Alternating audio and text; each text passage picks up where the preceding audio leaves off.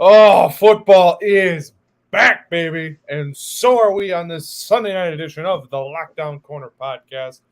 Welcome in. I am your host, as always, Alex Brault, a.k.a. at AJ Brault. And as with me today, as always, my trusty sidekick, Dustin Burgundy, coming fresh off his first game of the college football season. Didn't go how I think either of us had thought. If you watched it live, obviously you saw things kind of from the jump went awry and couldn't get the magic back. But we're past that. It is week 1 of the NFL season. We are literally from taping. It is 7 o'clock on Sunday, September 4th. We are 1 week away from Sunday Night Football, Dallas and Tampa. That should be fun. We are probably to the point now where in 7 days exactly, Packers-Vikings is all wrapped up, so we know the game or week 1 winner.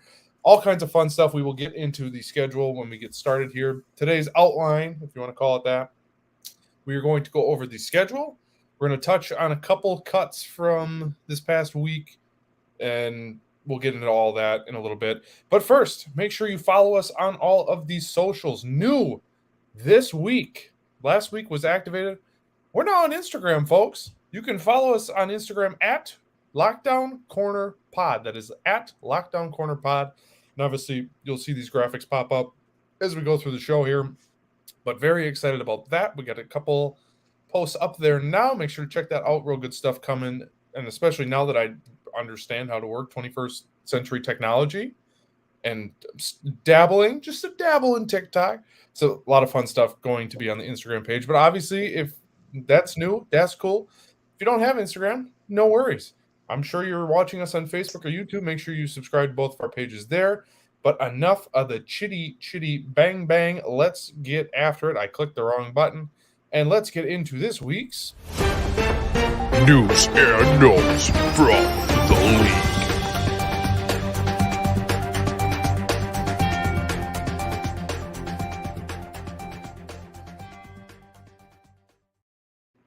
This is going to be a very short news and notes segment. We don't have a ton, plus we have a lot to get to. Some cuts this week. For the Packers, there were a couple, but the thing is they're all back on the practice squad. So, Dustin, what were the cuts that stood out to you? For me, it was I thought it went about as planned. The only one that surprised me a little bit was Micah Abernathy. I thought he showed enough to be a special teams guy. Brought him back in the practice squad, so I'm sure at some point, especially with the safety depth being a little shallow, I'm sure he'll be on the active roster at some point. But Dustin, what say you about the last round of cuts? Yeah, so the three that surprised me were, I think the biggest one was Tyler Goodson. I think he was a quality back, especially in the preseason. He showed a lot of flashes, especially running down in space, making moves. I thought he looked really good. So I was surprised to see him let him go. It's hard to find a quality back like that, especially like third string. So I thought, he had good speed too. So I thought, maybe they keep him on for like a kick returner possibility or something along those lines. But like you said, he's back in the practice squad. And then Juwan Winfrey, which he wasn't a shock because I kind of saw that one coming a little bit, because it was going to be him or Torrey. And I figured since Torrey's younger, they were going to kind of keep him. But I figured Winfrey was going to be resigned to the practice squad, and he was. And Danny Etling, seeing he had a pretty good preseason, and it doesn't kill to have a third string, but at the same time, that's another guy using the roster, so not surprising at the same time. Yeah, and they kept 10 offensive linemen, which, look, I don't know what neither of us at this point know the Bakhtiari situation. Elton Jenkins looks like he's going to play sooner than later, but maybe not week 1. They're studs on the offensive line, or their top two, Jenkins and Bakhtiari. Some flimsy medical stuff going on there. Makes sense to keep the extra offensive lineman. I get that. I honestly was surprised. I thought Torrey would have been cut. and been a practice squad guy, obviously at this point that receiver room, I'm going to say loaded, but it's just because there's a lot of dudes in there. I don't think they're necessarily loaded with talent, at least not yet, or we haven't seen it yet. Yeah, and as far as cuts around the league, there wasn't a ton. Sean points out Blake Martinez. That one did catch me by surprise, but I guess if you're the Giants going to giant. I mean, with them, nothing surprises me at this point. I was going to say nothing surprised me with the Giants anymore. I'm really not No. surprised. The one that I was actually like, oh, they let him go? It was Tony Jefferson, safety for the Ravens. That one I was a little surprised on, and I'm surprised the Packers didn't jump on that for special teams and safety depth, because right now safety depth, I would think, is a question mark. But, otherwise, there wasn't any huge surprises this year. Yeah. One of the one I thought of the top of my mind was Sony Michel for the Dolphins. He got cut. Yeah. Again, it's not like super shocking because like I kind of figured one of those running back was going to go, but I thought probably it was going to be Raheem Mostert since he's just so injury prone. But granted, if he's healthy, he is good. But I was surprised about that a little bit. I thought Sony Michel showed good flashes. I'm not surprised, and I think we've seen the best of Sony Michel. I don't know that he's got really anything left. Plus, with the Dolphins, they have Gaskin, they have Chase Edmonds, they have Mostert. There's another guy I'm forgetting. Mostert, Gaskin, and Edmonds. So maybe I got them all. Anyway, you get the point. Like, they have some guys there. So a guy who really doesn't have it anymore, okay, that's fine. Sean points out another cut. Alex Leatherwood. That one didn't shock me. It's just, at this point, the Gruden-Mayock draft combo, woof. You can't kill him completely because they ended up getting Max Crosby and Hunter Renfrow, two very solid NFL players. But Clelin Ferrell went at 4 in that one draft. I think that was the first year you and I did this in the draft show that will never see the light of day. And I remember at the time we all looked at each other like, what is going on here? Leatherwood just got cut. He's now a Bear. I remember one of the preseason games, and they were talking about Leatherwood. They're like, yeah, and Leatherwood there, and they're kind of like paused and like, yeah, not good. He's just not bad. good. And it's bad if the Bears pick up offensive linemen. They're really just seeing what sticks. They're throwing anything at the wall, seeing what sticks, because their offensive line is pretty weak. And hey, this is what I'll say: if you're a Packer fan, thank your lucky stars every day that the one position group Green Bay has never had to worry about is the offensive line. They produce offensive linemen like they grow on trees around here. It is one of the craziest things. Much like the Steelers always get receivers, you can always rely on the Packers getting offensive linemen. It is wild. They find these guys in the 10th round, or not the 10th, that doesn't exist, but undrafted guys, Caleb Jones, Rasheed Walker out of Penn State, just all these guys are just, it's astonishing. And really, as long as you have a good offensive line, that's a really solid foundation. So whatever you think of the future, you always know they're going to have a decent offensive line. So thank your lucky stars. Dustin, you want to get into some schedule talk? I think it's about time. I think we hit on most of the news we wanted to. All right. So we did this last year. Little prediction show. So we're going to do this. We're going to go down the Packer schedule. And then after we do that, we're going to do some divisional odds. Not Lockdown Gambling show's coming back this week. I was going to announce at the end, but I don't want to step on anything there. But we are going to do some division odds on this show. And then obviously we're going to do our normal stuff for the gambling show. But let's start with the Packers. They are week 1 at Minnesota. Going to be a tough game. 3 o'clock or 3:25 on Sunday. Packers right now, as of noon today, there were 2-point favorites, making the Minnesota Vikings home underdogs. A really tough, I know, right? Just a little taste of what you'll see on the Lockdown Gambling show this year. We got a lot of stuff planned. But anyway, home dogs, Minnesota. It's going to be a tough environment. Dustin, you think they come out of Minnesota week 1 with this one? Absolutely, I do. If there's one thing I've learned from the past is never trust Minnesota in a home opener. True. You know what? This is one of my losses. Really? Yeah, and I'm keeping track of this so we can go through this at the end. So if you see me writing at home, here's the deal. Minnesota has a really good home field advantage now. They're a really deep team. They have guys at all the positions. If they're not, I wouldn't say they have any quote unquote really weak spots. Even their weaker spots still have dudes that can play. So home field advantage, solid. Got the home underdog, a little nobody believes in us. I think this is with the new coach. I think that offense for Minnesota scares me a lot. KJ Osborne coming on. Thielen, there's a lot of buzz on Thielen. So, and obviously Justin Jefferson, Dalvin Cook, those guys are established. As long as Kirk doesn't poop the bed, I kind of like Minnesota, at least to cover. And Sean pointing out the defense is suspect. Fair criticism. Suspect. I don't think they're terrible. And here's the other thing that scares me. Do y'all remember about a year ago today, Packers played the Saints at a neutral field and totally looked lost? Wasn't indicative of their season, but after a bye week, the Packers as a whole typically play worse. So for that reason, I like the Vikings to cover. I would like that number better if it was 3. And actually, there was some action on Minnesota because when I just looked an hour ago on one of my other gambling apps, it's now only 1 point in Green Bay's favor. So that line's going to shift a little bit this week. But if that number's 3, absolutely. Give me Minnesota. I really think this could be their first loss of the year. And I don't think it'll be indicative of their season as we roll on here to week 2. Bears come into Lambeau on Sunday night, on Sunday, September 18th. Bears at home. Easy one for me. Give us a dub. First dub of the year. 1-1 going into week 3. What do you have here? You're actually going to this game. Mm-hmm.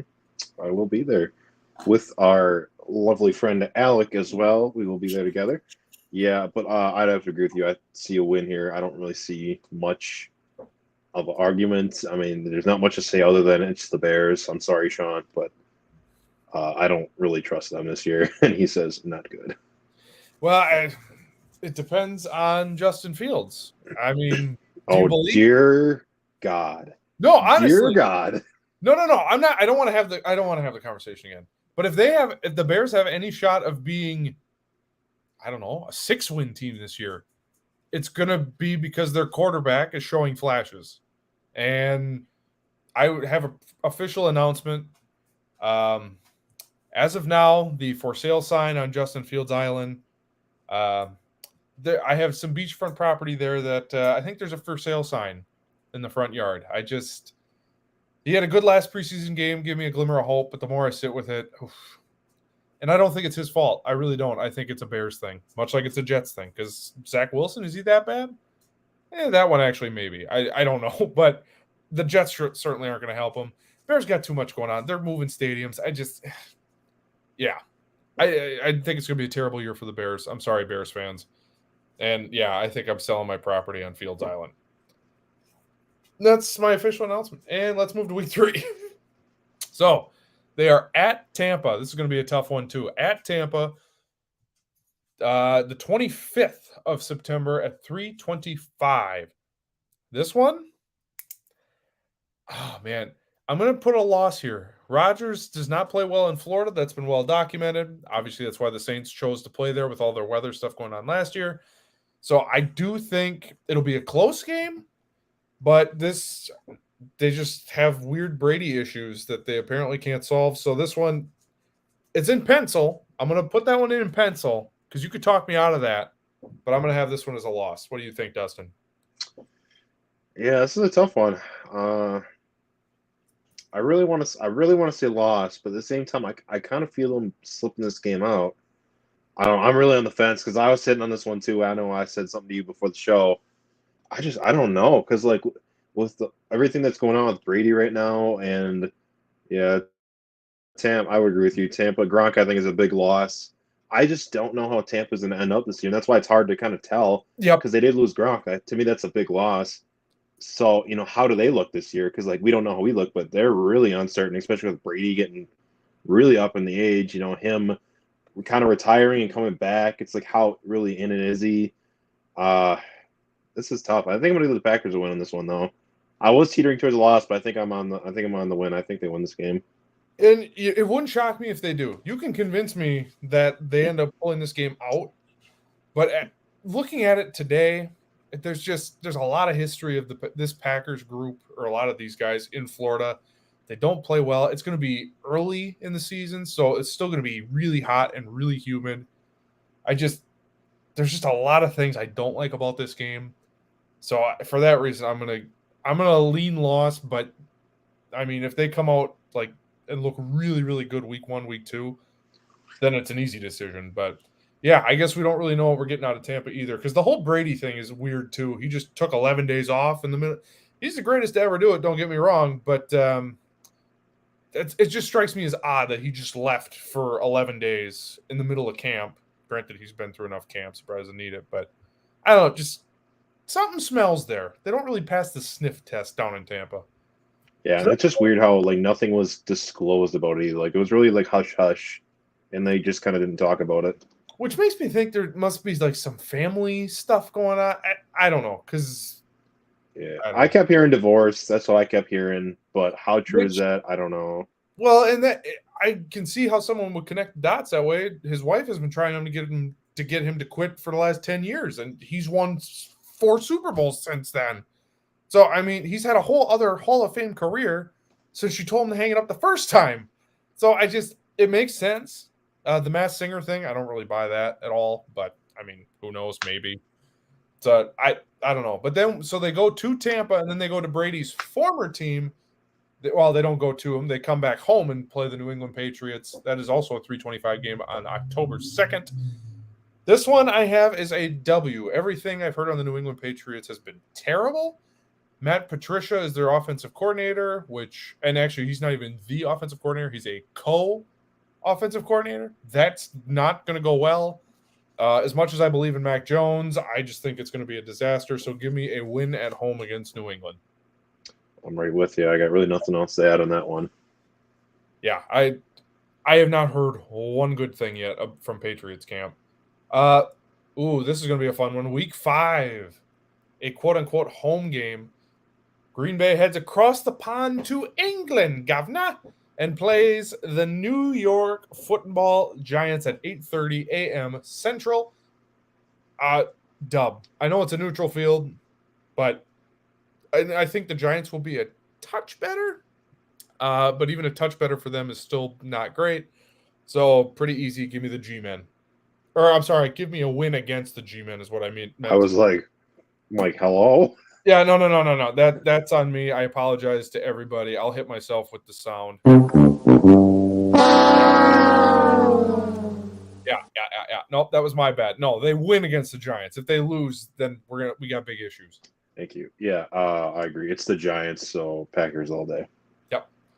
We can cruise through this one. Week 6, they come home and play the Jets at noon. Jets are going to jet. Give me the Packers. Easy dub. And you didn't even elaborate, so fantastic. Yeah, I don't think I need to. I think you said Jets is going to jet. That's all I got to say. And you might not have to elaborate with this one either. Then week 7, they go to Washington. That's also a noon game. I guess we don't know what Carson Wentz we're getting. Is Antonio Gibson going to be any sort of good? He hasn't really been lately, or his first 2 seasons anyway. The defense was supposed to be so great last year. Well, they lost Chase Young for the first 4 weeks. There's a lot more question marks with Washington, the commies of Washington, I should say. So this one I'm going to chalk up as a dub as well. You're going to hate me for saying this, but I think this is a trap game. I think this is our trap game for the year. I really do. No, it's a look-ahead spot because week 8 they play Buffalo, and we'll get there in a second. No, it took me a minute. I said dub only because there's question marks, but I get it. I totally get it. And with the whole Brian Robinson thing, he will potentially be back at this time because this is probably like week 5, right? That's week 5 or week 6. So the Washington game is week 7. Oh, week 7. Okay. Well, we're there for it already. Yeah, so he'll be back for sure by then. So my question is, even if Gibson isn't good anymore, Robinson will probably be back full steam. If he comes back and runs all over this defense, we know how that goes with running backs who just run right down our throat. Yep. it ends out bad. And I feel like this is a trap game as much as I don't want it to be. I feel like it is, and I feel like they lose this game. No, and you could totally talk me into that they lose this game. I guess my weird loss, I gave them week 1. Against Minnesota, so I'm going to stick with that. But no, I totally get it. You can totally tell me that's a letdown look ahead spot. Absolutely. I'm totally with it. And the reason it'd be a look ahead spot is because week 8 they are at Buffalo Sunday Night Football on Sunday, October 30th. Shout out to my girlfriend. That is our 3-year anniversary. So shouts to her. I know she's thank you, everybody. Thank you. No, but I hope she doesn't want to do anything because I will be watching this game for sure. So yeah, 7-20 Buffalo. Give me a loss here. I think it's just going to be a shootout. Unless Green Bay's defense shows out, I just don't know that we have enough offense to match. So for that reason, I'm going to put this one as their 3rd loss of the year.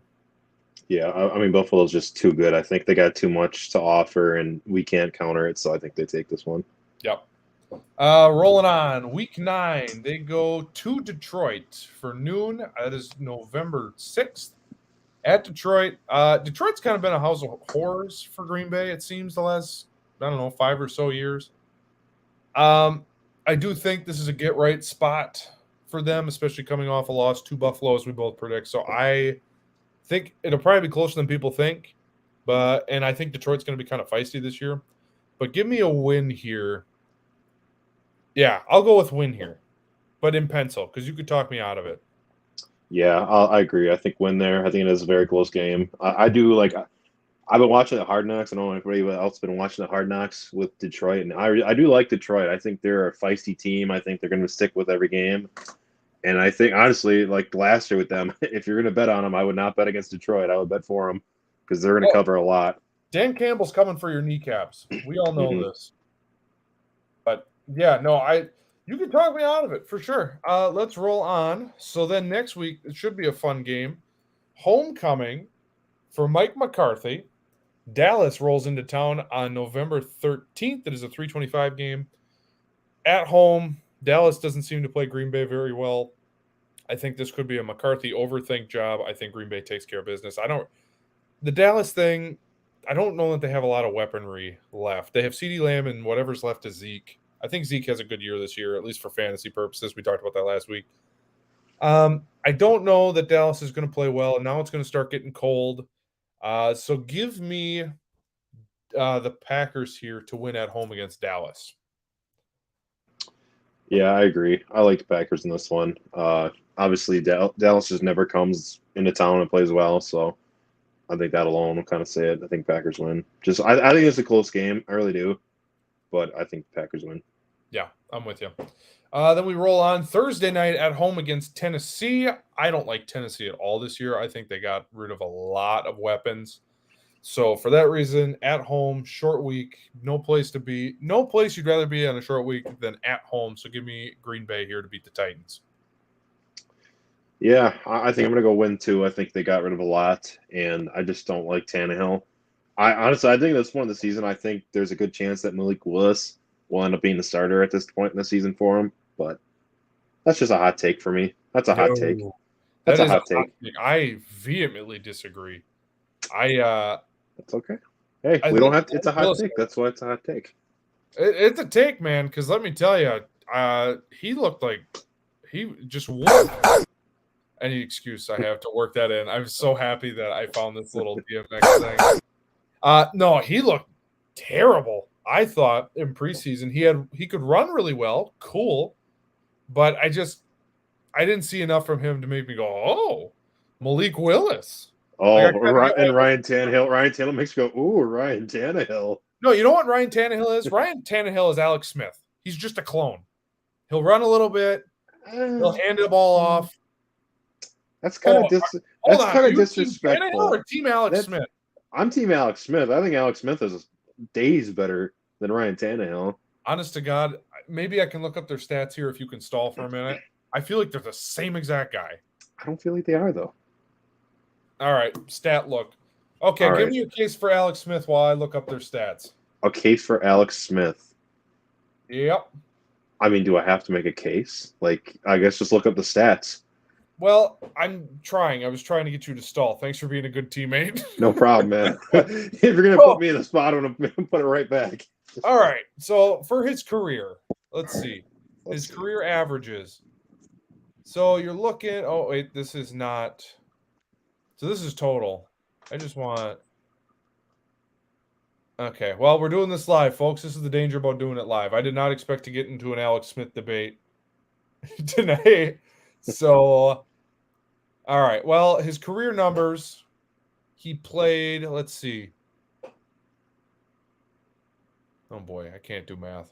So he played from 2005 to 2020, so 15 years, but it looks like he had 2 years missed due to injury. So he really played 13 years. And his career stats, or I'll give his career record, 99 and 67. Okay. Oh yeah, a little better. Winning quarterback. The Ryan Tannehill, 2012 to today, 72 and 59. So I feel like those are really similar records. I feel like they're the same guy. Passing yards, it looks like Alex Smith currently has the lead, but obviously at this point he's played more seasons. Touchdowns, I believe Alex Smith had the edge. Actually, no, right now their touchdown passes are the exact same at 199 each. And interceptions, Alex Smith has 109, Tannehill has 102. So again, my point, they're basically the same guy. And I know that was a very weak. Maybe next week we can get into more detail because I was doing that on the fly. But I don't know, man. I mean, my biggest thing too is if you look who was around them at the time, like Tannehill has Derrick Henry. All he has to do is literally give it to him 30 times a game and they can win. Alex Smith didn't have that. Alex Smith had Frank Gore. Okay. Look, Frank Gore, I mean, be what it may. This is my thing. Like, yes, Frank Gore was good. I'll give him He's that. a Hall of Famer. He's not Derrick Henry, though. That's the thing. He's not Derrick Henry. That's my point. Again, you could give it to Derrick Henry 30 times a game, you could win a game. Like, Ryan Tannehill doesn't have to do anything to win that game. Alex Smith had to do something to win the game. Okay. So let me just ask you straight out. Do you think that this Titans team, we've spent way too much time on the Titans in this episode. Do you think if you just dropped Alex Smith into the Titans and you just swapped him out for Ryan Tannehill, that team's going to go about the same as what they were regardless? Slightly better. See, I don't think so. I think they're the exact same. I don't think there's any difference whatsoever. And honestly, Alex Smith, you can make argument, had better weapons throughout his whole career. He had Travis Kelce, a young Travis Kelce. He had Vernon Davis. He had Frank Gore, Hall of Famer. He had, did he have Tyreek Hill? I think he had Tyreek Hill. Yes, he did. So he had Tyreek Hill. What's Tannehill had? Preston Wilson. I mean, A.J. Brown for a year. Julio for 2 games. I mean, Adam Humphries. You could make an argument that Alex Smith a little overrated. I'm kind of liking my boy Tannehill here. Tannehill had Jay Ajayi when he was good. Okay. Oh, you know what? Argument over. It's over. Jay Ajayi, deal breaker. No shot. Okay, we gotta move on. We're only on week 11. Week 12. Ooh, forgot about this game. Week 12, they go to Philadelphia. It's Sunday Night Football on November the 27th, so that is Thanksgiving weekend. I think this game's going to be really tough. I think the Eagles they're not really sleepery anymore because everyone and their brother's talking about Philly. But Sunday night on the road, I think that's a tough spot. Now, they do have the benefit of a mini bye week because they play Thursday night. But I'm going to go with a loss here. I don't like saying that, but I just think that game's going to be really tough. I think it's going to be a close game. And close game on the road, Sunday night, Philadelphia, in the cold. Yeah, I'm going to say loss there. I don't hate it, but I don't trust Philly's offense. I don't think they're as explosive as people keep saying. I don't think they're all that. Their O-line's kind of getting really old, kind of beat up. Like, I don't. The question to me is if they can stay healthy. If they all can stay healthy, they got a good team. Sure, I'll give you that. But the problem is if it's always a big if they stay healthy, and at this point in the season, I doubt everybody's healthy. So I'm gonna give Green Bay a win in this one because I doubt they stay healthy. It's been proven time and time again that they can't. Yes, and I guess we're playing this game maybe a different way because I'm assuming that everyone's going to be healthy throughout the entire kit and caboodle here. But yes, if healthy, I think that's Philadelphia's going to give them a game. If they're a little banged up, then yeah, I don't think. Not that Philly's a house of cards because they have some pieces now where they're a little deeper than they were last year.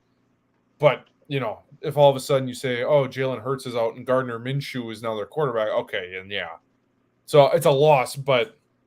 Like, if it was a scale of 1 to 10, 10 being an absolute, like, it's definitely a loss, and 1 being an absolute win, I'm probably at like a 6 or a 7. Like, I'm leaning towards loss, but it wouldn't take much to sway me back.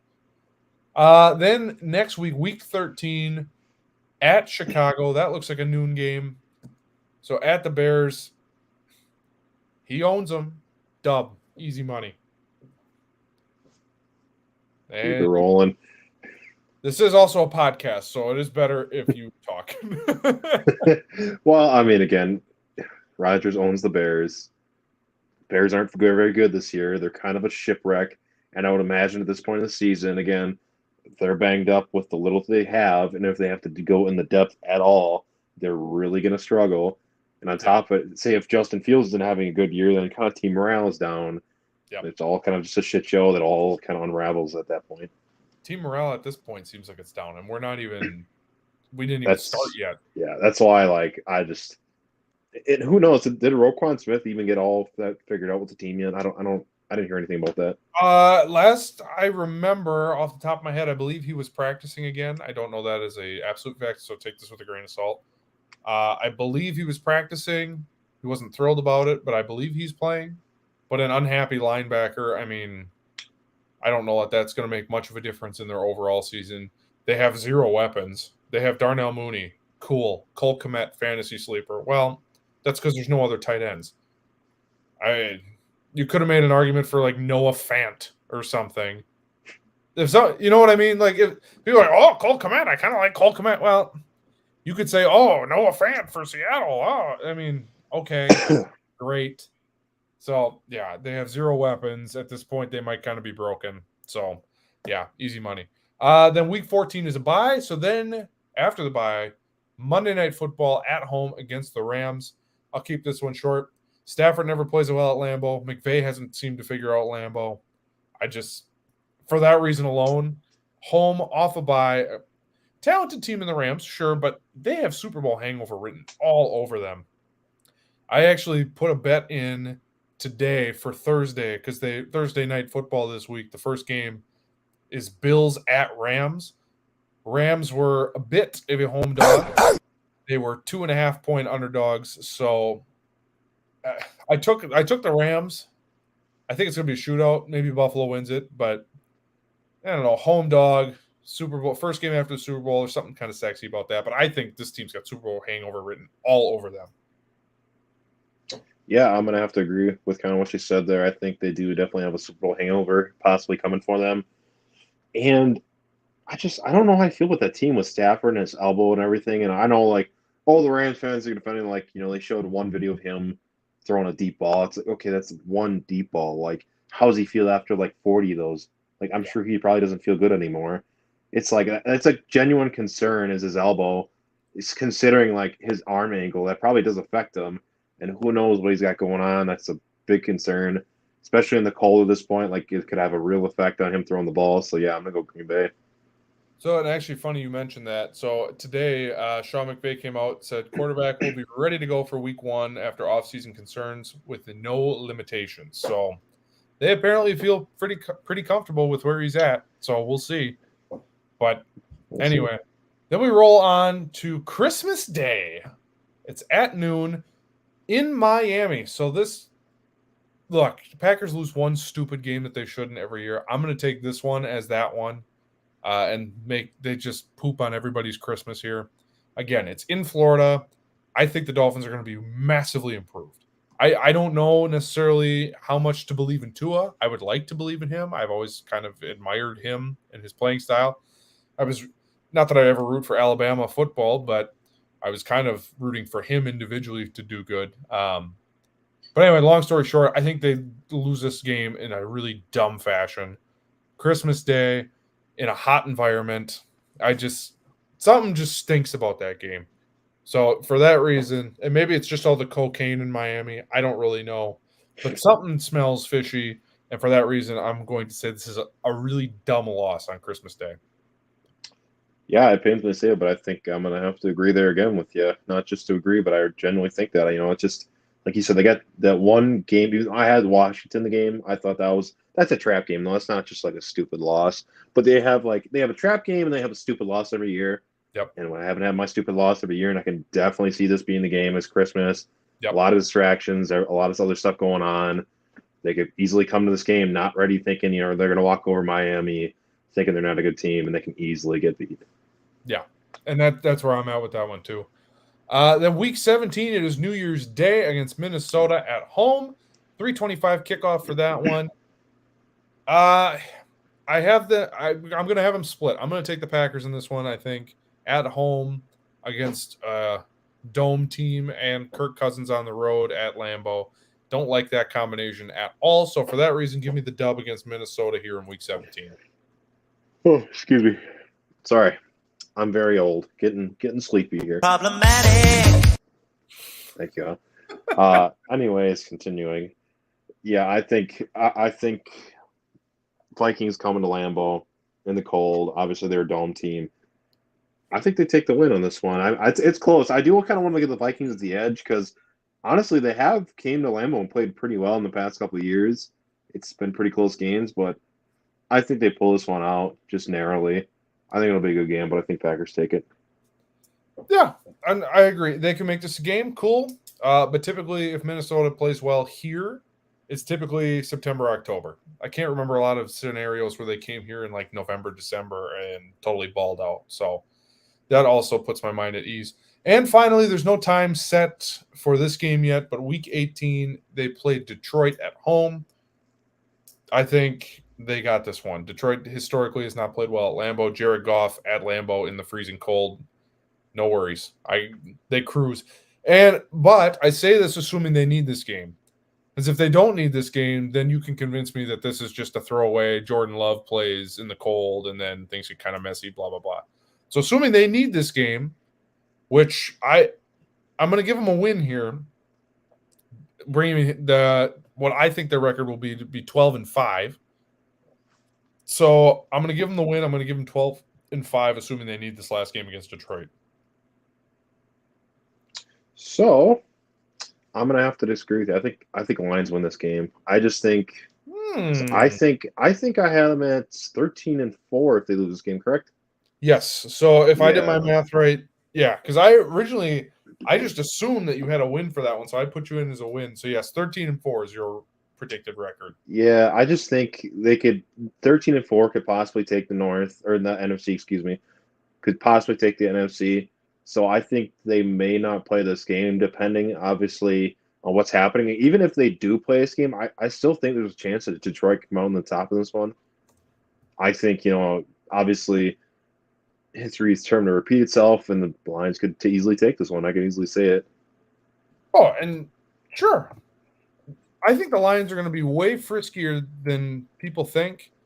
But, yeah, no. So as you can see below, if you're watching on our stream on YouTube or Facebook, so I got them at 12-5, Dustin at 13-4, so not a huge difference there. I do think this week 1 game against Minnesota is going to be kind of funky. So for that reason, I just something about it where I really think that the Vikings win week 1. If they don't, then I'll probably be aligned with you at 13-4. But I just think it's going to be a weird. I don't know. There's something about that game that gives me the heebie-jeebies. So, but that will do it for this year's edition of Prediction, at least for this. But now I'm going to put this up in the big screen here. So I'm going to share my screen so y'all can see it at home as well. So we're going to go through here division by division and just kind of touch on some stuff. So AFC East, let's start there because it's the first one up here. So I guess we can look at all of these, but they're all generally the same, at least from first glance. So I'll look at the DraftKings one. So AFC East division standings. Right now the Bills are minus 240 to win the division, followed by the Dolphins, Patriots, and Jets. I don't have any qualms about that at all. Dustin, are you cool with that? No, I think Bills all the way. I don't see any of those other teams taking that at all. I just don't see it. Even if Miami has a good season, I don't know that they're going to be able to match what Buffalo's going to be able to do. So I think Buffalo might get the 1 seed in the AFC this year. I don't think that's crazy. I think that's actually spot on accurate. I think the Jets are going to be terrible. Patriots, I think, are going to have a down year. And then Dolphins, while improved, I just don't think they're going to leapfrog Buffalo.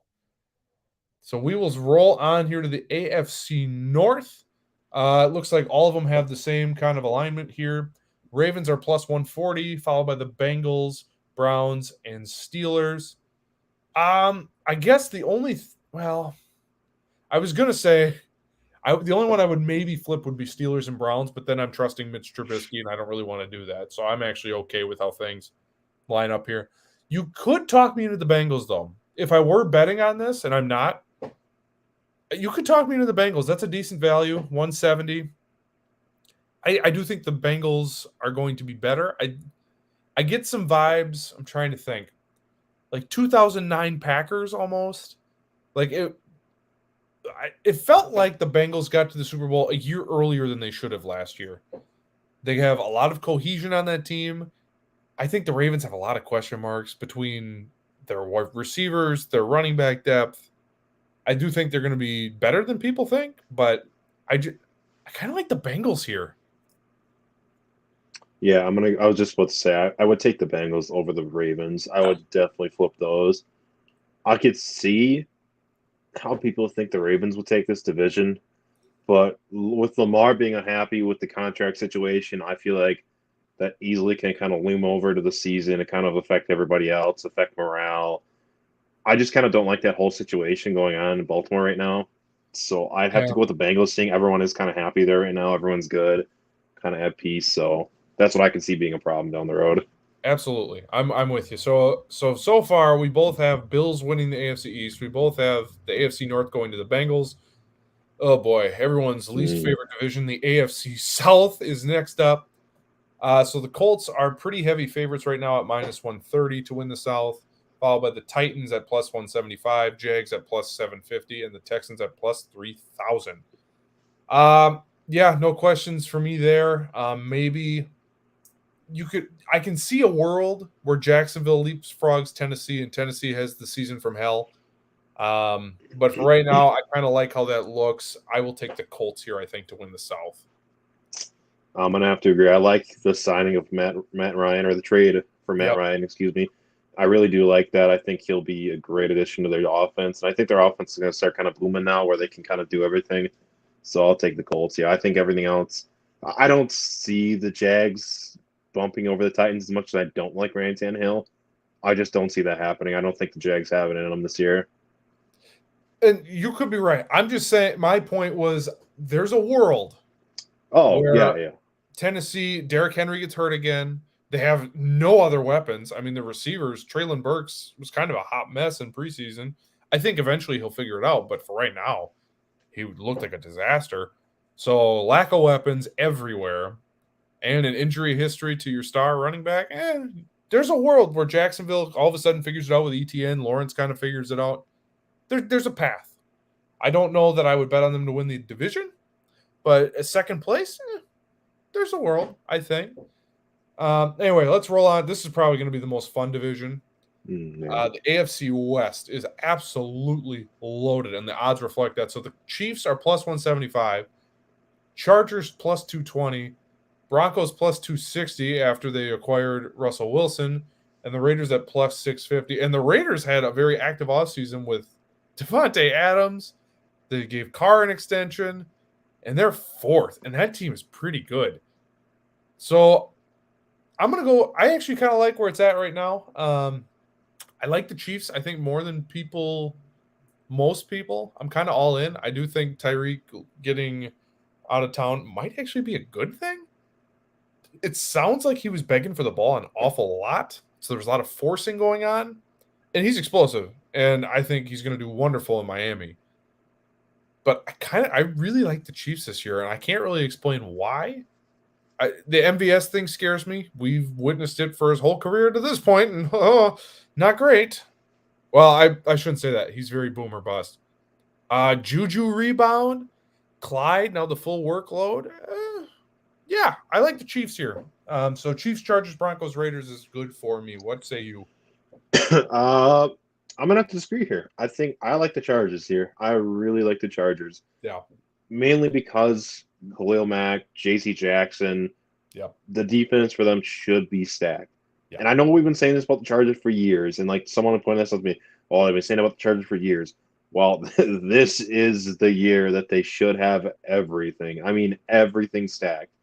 Derwin James, Joey Bosa, Khalil Mack, J.C. Jackson. I know they have another corner. I can't remember his name, though, honestly. I don't mean to cut you off. The only thing, and I'm hoping it doesn't happen because I really enjoy watching all three of the first three guys you listed play, Mack, Bosa, James. Injuries, man. Mm-hmm. Those guys, when have they – I mean, not so much Khalil Mack because he just got traded there. But Bosa and James, I would love to know how many games those two actually played together because I would bet it's probably not a lot, not looking. So that scares me a little bit. But no, I don't disagree. They could totally be this year's Bengals. They have more than enough talent. They have way more talent than the Bengals did last year. So yeah, no, I'm with you. I just think veteran coach, obviously best quarterback in the league, or at least top 3. You can make that argument. But no, you're absolutely right. San Diego. Oh geez. All right, I gotta hit myself with it. Well, actually, he said it. He said it. Because I always say San Diego, but no. On me. The LA Chargers. No, you could totally talk me into them taking the division. Yeah, and then not even going on to saying what their offense, obviously, of Justin Herbert, which I personally think Justin Herbert is the MVP for this next year. I think he is. Ooh. As much as people want to say, I think it's a close race between him and Josh Allen. Like I think him and Josh Allen are going to be neck and neck the whole season. Because, I mean, yes, the Chargers have Eckler, but he's more of a receiving back, really. Like, they don't really utilize him a whole lot as, like, a rushing back, which adds to Herbert's stats, etc. They have Mike Williams, Keenan Allen. They got Jalen Guyton. They got all these other guys that can go up and catch the ball. So I think it'll be a fun season for them. Oh, for sure. And coming to the Lockdown Gambling Show this week, we're going to do the Big Five, obviously, but MVP odds will be discussed. So did Dustin just give his away? Find out on Tuesday at 6:30. Anyway, rolling on. Well, we are to the NFC. I'm going to kind of blow through this one because I think it's perfect as is. Actually, there's a little bit of debate because all these sports books have them pretty much neck and neck. Eagles at plus 150, Cowboys at plus 150, Commanders at plus 500, and Giants at plus 800. And actually, I didn't even look that closely. So FanDuel, MGM, and PointsBet all have the Cowboys winning the division, where DraftKings has the Eagles winning the division. For all the reasons I said earlier, I don't know exactly what the Cowboys' plan is because they're not quite as deep as you would think, especially at the weapons, where offense is really where they have shined, although their defense was pretty darn good last year. I really like the Eagles this year, man. Not that they're undervalued by any means. I just think they're going to be way better than people think. Yeah, I don't hate that, especially since they just picked up Gardner Johnson from the Saints. Yep. That was a great pickup. I don't know why the Saints let him go. That to me is kind of ridiculous, but for the Eagles to pick him up, that was a huge addition. Now their secondary's looking good. Their offense has plenty of weapons. I think, like you said, like we talked about earlier, if they can stay healthy, I don't see a problem with that. Yeah. No, I just, there's too many questions with the Cowboys. And you and I both do not trust McCarthy as far as we can throw him, which we can't throw McCarthy because he is. So, but no, I don't see a world where Dallas is anything more than 9-8, and I think the Eagles' ceiling is higher. We'll go to the North. I think we both kind of know. We just went through their schedule. Minnesota, if you want to take a flyer, betting wise, Minnesota at plus 260 or anywhere from 210 to plus 210 to plus 260. Okay, sprinkle a little money on that because I mean, there's a world where Minnesota is just unbelievably good. But yeah, no, I think it's Packers take the division, followed by Vikings, Lions, Bears. Agree. I don't really have a dispute to that. Yeah. We'll quick roll through these last two because we do have some other stuff we got to get to, and we're coming up on an hour here. NFC South, Bucks, Saints, Panthers, Falcons. According to DraftKings, it looks like that is the consensus across the board. I'm cool with that. I think Atlanta's going to have a really bad season. I think Baker's going to put some life in Carolina, at least for the first couple months. But Saints and Bucks, I think, are the class of that division. Bucks obviously are tier 1, then Saints tier 2, and then the other two can fight for scraps. But no, I'm cool with that. Yeah, I think it's a close race between the Saints and Bucks. I really do. Like I said, I don't think the Bucks are going to be what they quite were with losing Gronk, and obviously Brady not sure if he's 100% in it. I think it's close, but I think Bucks just barely take because their defense. Yeah, and yeah, I'm totally fine with that. And I actually here earlier in the show, I was talking about how Tampa has all these problems that they're trying to solve behind the scenes. Yeah, maybe it's closer than I think. According to all of these sports books, though, you could see it. Bucks are minus 250 to 270, and Saints are plus 300 in a lot of these places. So quite a bit of difference. So Vegas doesn't quite see it the same. Finally, Rams, Niners, Cardinals, Seahawks in the NFC West. I kind of like it how they have it. Actually, you know what? I'm going to go out on a limb. I am going to say that the 49ers win this division. I don't know what we're going to get out of Trey Lance, but I think the Rams have not that they step backwards, because obviously they're the Super Bowl champion, so it's hard to get back to the mountaintop. But I like the Rams to take a step back. I think the Niners are hungry. They've been right there for the last, 5-6 years now. They got Debo all squared away. They got a young quarterback that Shanahan knows how to deal with. He's been doing it for, how long now? He made Brian Hoyer in Cleveland look amazing. So give me the 49ers to win the division, followed by Rams, Cardinals, Seahawks. As tempting as it is to pick the 49ers because of everything they have and the potential they have, I don't think it's their year quite yet. I think they have the pieces there, but I think Trey Lance is going to need some time to kind of put everything together. I think he's kind of a work in progress where it's going to take some time for him to finally kind of start getting it. Obviously, the Rams have everything right now. Like, they have pretty much the same team as last year, minus a couple pieces. Granted, obviously Von Miller was kind of a hit to them, but they still have a lot of great pieces. So I think Rams take it. I think it's close, but I think Rams do. And we should have mentioned this earlier in the news and notes, but it appears nothing's official, but it's looking like Odell Beckham's going to go back to the Rams. I think he's using their facilities to work out. I just read a story today that they still have his locker intact from last season. So I think Odell Beckham goes back. So I think that helps them too. There's something about this Niner team, man. And maybe I just have PTSD as a Packer fan is from them just consistently beating us in every fashion. So, yeah. But anyway, so those are division odds. Dustin, my good man. Well, let me get this out of the way here. You know what we have not thought about and did not discuss? This year, we have to bring it back because it was a great segment. It is time for this year's debut of... It's time to tempt fate. Hold up! Here's this week's Bag of Chaos. Okay, I'm over in the corner here. You see my hand? So, where did Dustin go? Things are going off. I don't know why you got removed from the stream. My iPad died. I was concerned about that at the beginning of the podcast, and my screen went blue, and I went, "Oh, I forgot about that." Well, I don't know what kind of wizardry happened over here that my helmets ended up tied up around here. But all right, you know what? We're gonna do it from here. I don't have any of the lines up. This is a disaster. You know what? This went from rough to really bad. It's not great, and I can't get my helmets out. So here's what we're going to do. We're going to skip it this week. Maybe, you know what we can do? We can tie it into the Lockdown Gambling Show. So if you want to see this week's Bag of Chaos, tune into the Lockdown Gambling Show. We'll do it there when we have our stuff together, because clearly I kind of forgot about it. And then I was like, oh, yeah, it's week 1. So, yeah. We're going to keep rolling on with our brand new segment.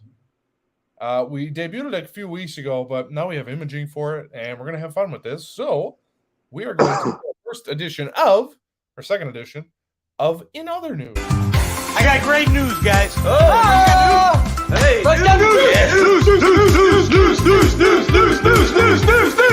In Other News. So this is a segment we're going to end most of our shows with instead of Random Packer of the Week, because that was kind of getting stale.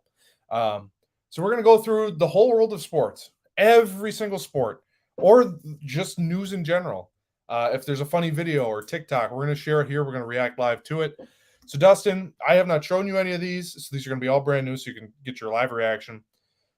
In the world of baseball, I don't know if you saw this or not, Edwin Diaz, the closer for the New York Mets, he's a reliever. He comes in at the end of games. If you're not a baseball person, and this is going to be a better segment if you're watching the live stream than on audio. But so he comes out to this song. I don't know the actual name of the song, but the gentleman. Oh, you're muted, Dustin. I believe it's Narcos. I believe that's the name. Okay. So he comes out to this song, and everyone goes nuts because all you hear when he's walking in is a trumpet playing, and it's incredible. Well, this week, they invited Tommy Trumpets himself, who is the artist. I couldn't believe that was his actual God-given name. I mean, not that it's his actual name, or did I say Tommy Trumpet? I'm sorry. It's Timmy Trumpet. Doesn't matter. Let's just watch the video together, please. This is what happened when they brought in Timmy Trumpet to Citi Field, is where I was going with that.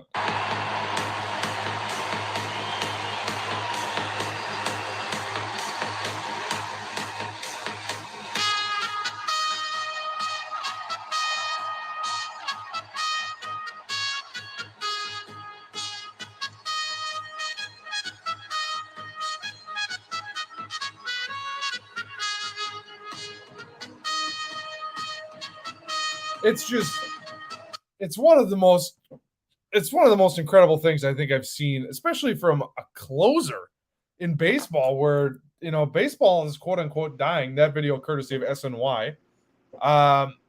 Yeah, it's one of those things, man, that gives you goosebumps. I wish I would kill if my Cubs had a guy who would come out to a song like that and everyone lost their mind.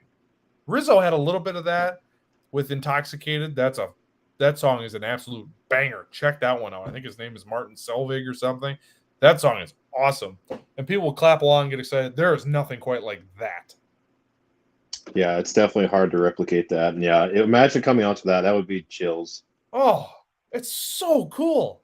It's the coolest thing baseball has done probably since, 1880? So, speaking of baseball, our next In Other News. Last week on the show, when we did another news, we watched a small child, a Detroit Tigers fan. He dropped his hot dog, and he was devastated. Today, the Detroit Tigers posted on their Twitter account, probably all social media. There was a little bit of a redemption story for the hot dog kid. We're going to play that here. Ladies and gentlemen, on August 14th, as our Tigers played in Chicago, we all watched with empathy as a young fan experienced the all too familiar pain of dropping a tasty treat. This indelible incident soon captured the attention of our nation as hot dog lovers everywhere shared in this young man's personal tragedy. So today, on the 3-week anniversary of what is now known as the hot dog incident, please join us in a warm Comerica Park welcome for the boy who continues to be an inspiration to us all each and every day, 4-year-old Matthew Hubler. And as a special surprise, we now welcome Paws, who will present Matthew with a hot dog that has been prepared by Comerica Park's finest chefs and dressed just the way Matthew likes it, plain with nothing else on it. Which, that's the biggest problem I have with this. And thank you to the plain Hoover hot family. dog is what he was so upset about? If you're 4 years old, look, when I was 4 years old, I would basically drink ketchup. You don't have nothing on that hot dog? Hey, you know what, man? It's what he likes, all right? We all got our taste. We all got our preferences. He likes a plain hot dog. Well, I mean, he's 4, so I know that their palate is and taste isn't very advanced. But not even ketchup? Also, by me really just pooping on this kid happy to get his hot dog, does that mean that I think that does mean I don't know for sure, but yeah, I'm pretty sure. So that was courtesy of the Detroit Tigers on Twitter. In other news, college football started this weekend. Dustin and I put, we had some fun this past weekend. But the problem is, with all these college games, there's a lot of announcers. Some of them are new. Some of them are rookies. And this former Rookie of the Year, he was announcing the Michigan game. And, well, I don't really have any other words to describe it. Dustin knows what's coming already. Maybe that's a bad choice of words, which this might get a little Problematic. Here was on. This is ESPN. This is 1,000% real. Here's RG3 calling the Michigan game. Take a look. And what do you know, guys? It's an orgy in the end zone. Huh? I'm sorry. One more time? And what do you know, guys? It's an orgy in the end zone. Oh, okay. Come again? And what do you know, guys? It's an orgy in the end zone. One more time? Again, ESPN's owned by Disney. What was happening in the end zone? And what do you know, guys? It's an orgy in the end zone. Look, man. I don't know. I've watched football for a long time. I don't know that I've ever heard anyone say that ever during football. And that is, especially for Disney airwaves, that is wild. Problematic. Like an insane amount. Problematic.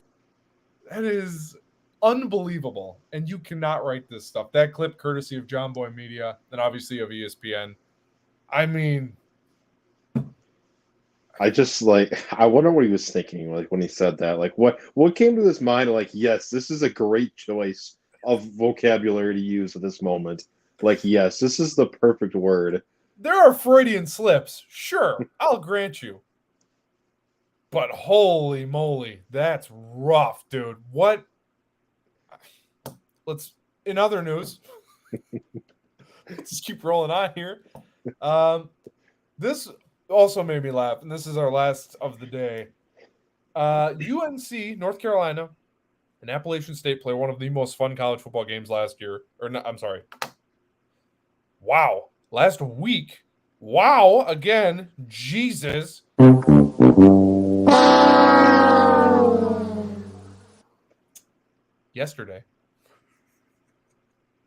Yesterday, they played. It was a really fun game. I'm exhausted. I stayed up watching college football last night, so obviously you can tell that I'm losing it a bit. Dustin, I don't know if you've seen this clip. I'm going to play it for you. Look, for you at home, playing football is hard. Take it from Dustin. He plays football. I don't know that I've ever quite seen this. So Appalachian State, 31 seconds left. They're down by 1. They just scored. They need the onside kick. Watch the top of the screen here. So I'll bring it in now. Watch the top of the screen here. Right here. Or actually, let me do it here. Yeah, so you see my mouse? These guys. Just watch and see what happens. All of them get destroyed. And it's taken to North Carolina. Is going to run it to the house. We're going to keep playing this. Not one person stayed on their feet. North Carolina is going to run it to the house. That is unbelievable. absolutely everybody got destroyed for Appalachian State. Now, it ended up working out in their favor because then they got the ball back and then they scored and then they needed a 2-point and they didn't get it. So crazy finish to that game. But wow, dude, that is wild to me. I did see that clip in the other. That's tough, because I mean it makes sense because they weren't probably really paying attention to where the players were. They're probably just going for the ball because that's probably what they were taught. It's on. It's like, hey, go for the ball, but you got to be aware where they are because like they're probably coming to block you because like usually the front guys are supposed to be the blocking guys in the hands team. Like they go and they block, and the guys behind them come and get the ball. That's usually like how that like the onside team hands team works. Well, apparently they didn't know that. They got obviously blindsided. Yeah, I mean, I don't know, man. That's one of the craziest things I saw in college football. In college football, there's normally some crazy clips that come out on Twitter, but holy man, that was something. That's going to do it for us today. Thank you for watching. Make sure you are subscribing on YouTube. We are trying to up our subscribers to 500 by the end of the year. That is 500. Right now we are at 99. Be the 100th. Be that person. Tell your friends. Tell everybody. We're trying to get to 500 by the end of the year. Obviously, we got a small operation. Nobody knows who we are. You can change that with the click of a button and maybe a review on Apple or Spotify or wherever you may get your podcast. Also, subscribe, unsubscribe. Get our numbers up, please, and thank you. I'm asking a lot. I'm aware of that. But hey, it's the least you can do. We're pumping out content like that. And Robert Griffin saying orgy in the end zone. You're not going to get that anywhere else. So make sure you subscribe to all of our socials. Also, Instagram. Make sure you follow on Instagram. We got a lot of good stuff going on there. So follow there. A Bag of Chaos we will do during the lockdown show, which actually, I know we should probably talk about this off air, but Bag of Chaos should probably be a gambling thing, right? Because you're taking a gamble when you're taking these teams. I kind of like it. There's more of us there. Loser has to what? Dump a bucket of water on her head and call it a water bet? Sure. Yeah, we'll see. This is probably an off-air topic, but Bag of Chaos will be there. So anyway, thank you for listening. Follow us on all of our socials. Hoping to maybe get some merch soon. So if you're interested, reach out to either of us on Twitter or Facebook or wherever. But yeah, that'll do it for us. Make sure you tune in to the gambling show. There's going to be a lot of fun stuff on there. It's going to be kind of an after dark thing. There's going to be a little more language, a little more spice, we'll say. So don't be a lone wolf. Audio Jungle. Just some of what's to come. A little home underdog action. We got sound effects, man. We're ready to roll. So make sure you tune into that. That'll be Tuesday at 6:30. But as far as our main podcast, that'll do it for us today. Thank you for watching. I mean, it's here, guys. Week 1 is here, which means Football.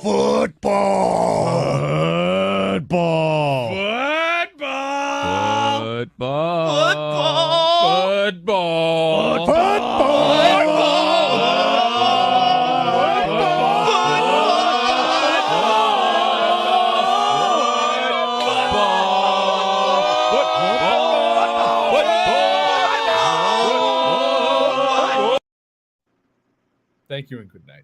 And as always. Oh, I didn't play. And as always.